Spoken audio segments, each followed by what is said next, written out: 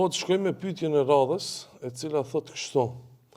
Një nën loke, një plak, domethënë nuk di me lexu Kur'an, por di me bën namaz dhe me njeh tesbih. Këto jetë e kanë perëndim për shumë të shtojnë.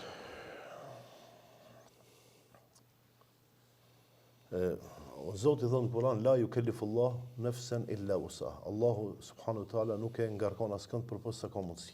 Tash e nëna e moshuara plaka nuk ka pas mundsi kohëve të mëson leximin e Kur'anit dhe ashtu ka mbet. Mirë po, pse nuk din të lexon Kur'anin, nuk do të thonë se namazi nuk e ka tamam. Namazi është diçka tjetër, leximi i Kur'anit është diçka tjetër. Por me fal namazin dhe për të planuar namazin, duhet me ditë suratul Fatiha, elhamdulillah, edhe për shembull kul huwallahu. Asgjë tjetër mos me ditë mjafton. Pranohet namazi. Pranohet namazi. Namazi është diçka tjetër, namazi është obligim, ndërsa leximi i Kur'anit nuk është obligim. Do të thonë, është mirë me ditë me lexu Kur'anin, me studiu Kur'anin, me lexu me ashk, si thonë, me frikë respekt ndaj Zotit, mirë po, namazi është obligim.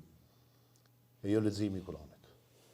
Fadhakkir fa inna dhikra tanfa'ul mu'minin, është mirë të u përkujtojmë njerëzve që nëse kanë mundësi me mësu leximin e Kur'anit, do të ishte mirë.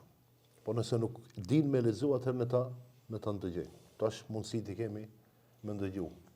Nëpërmjet televizionit, nëpërmjet rrjeteve sociale. Po se me lexu Kur'an është sevap.